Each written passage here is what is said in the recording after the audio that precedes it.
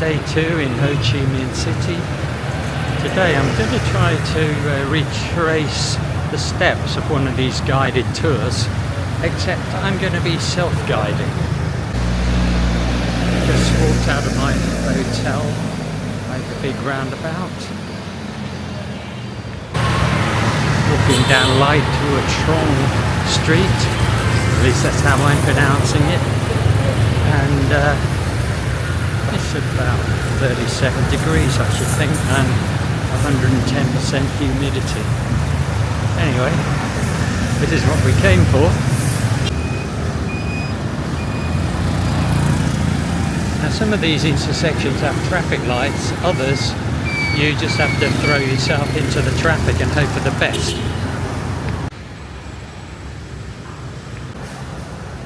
I believe that to be some kind of government building across there. I think this must be a college or school that specialises in astronomy. This is a museum with an old citron outside, left over from the French colonial period, no doubt.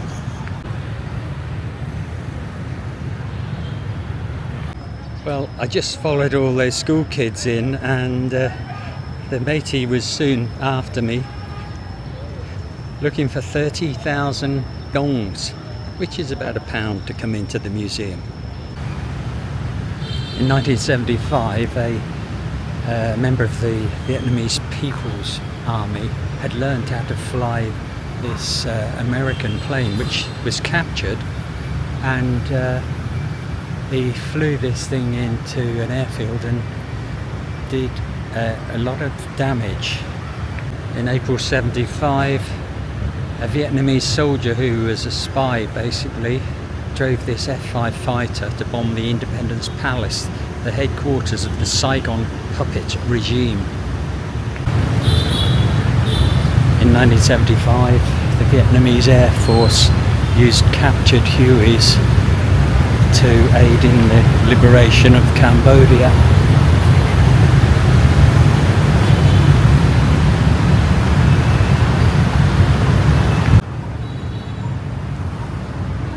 An M41 tank.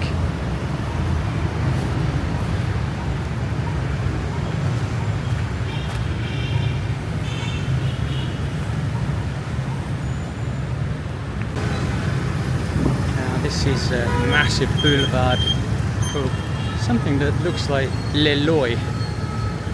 The Saigon Centre is opposite. There's about 6 or 8 lanes here, so we'll just quickly walk into the sun because it is very hot here. Now directly opposite the Sheraton and the Caravel Hotel, it's a little park and a few groups of tourists, and this is the statue of Ho Chi Minh. So this is the statue of a famous leader.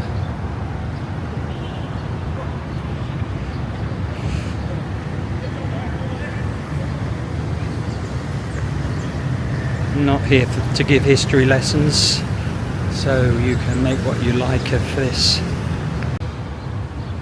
Directly opposite the Chanel and Rolex and Burberry shops.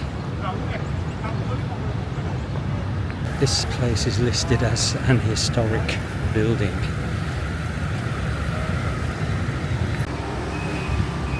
The Oscar Saigon Hotel. This is fantastic.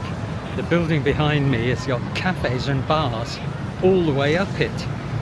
So it's like an apartment block that's been turned into retail opportunities.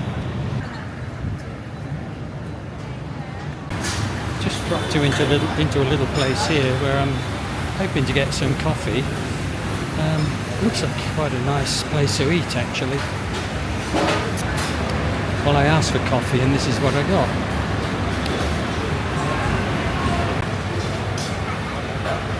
Here's the menu here. Nothing costs more than about £3 max. Now, this is a very simple place to eat, no complications, and definitely worth a visit.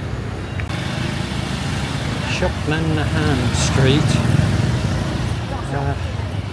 This is more of a traditional sort of market up here.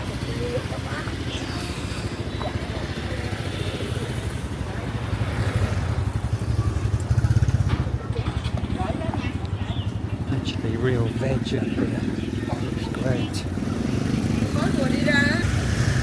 I wouldn't say this was a real market street, but certainly got that feel. I think you described this as a back alley that has got produce for sale.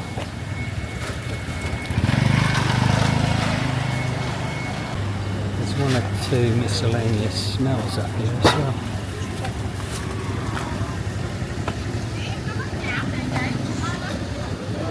Not being rude, but I think if you had constipation, you could soon fix it by eating at some of these stalls. If you're tired of the modestly priced hotels in Ho Chi Minh City, you can always come to the Hyatt.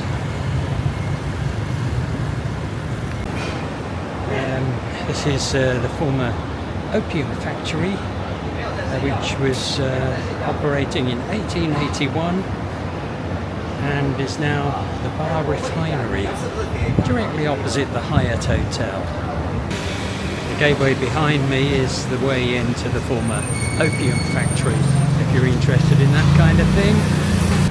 This is known as Saigon Book Street behind me, so we'll have a quick look up there.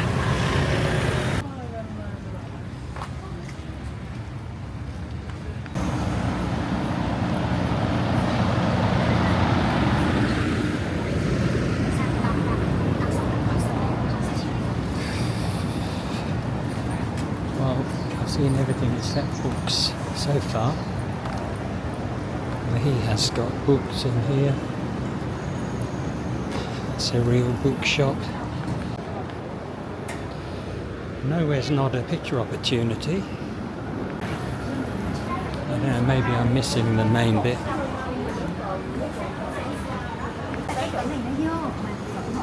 George Patton. Đi qua cái cột mà đi qua cái cột này nó lại hở. Đó xong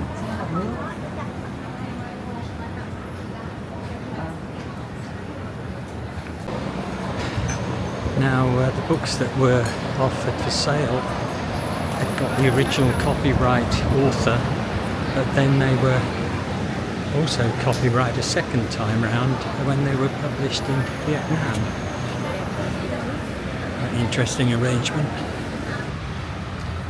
And this is Saigon's Notre Dame Cathedral, which is undergoing a little bit of restoration. Close to the Saigon Cathedral is the Diamond Department Store.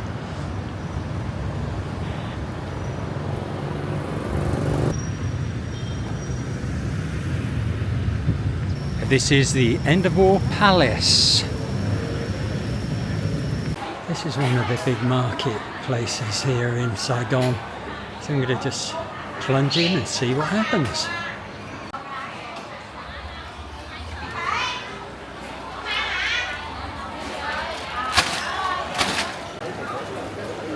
Apart from anything else, seems to be masses of the feeding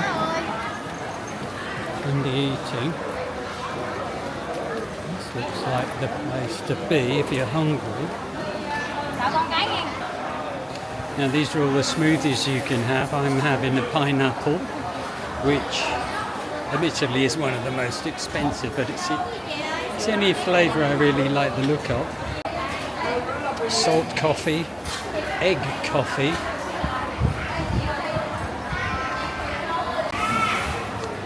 Well, that's very nice. I'm not quite sure what it's made of, but it definitely tastes of pineapple. And that cost 30,000 dong,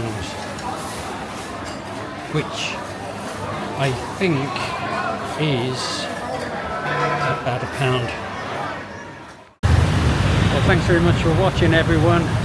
If you would like to subscribe to my channel, you'll be able to see what else happens to me on my travels. Thanks again for watching.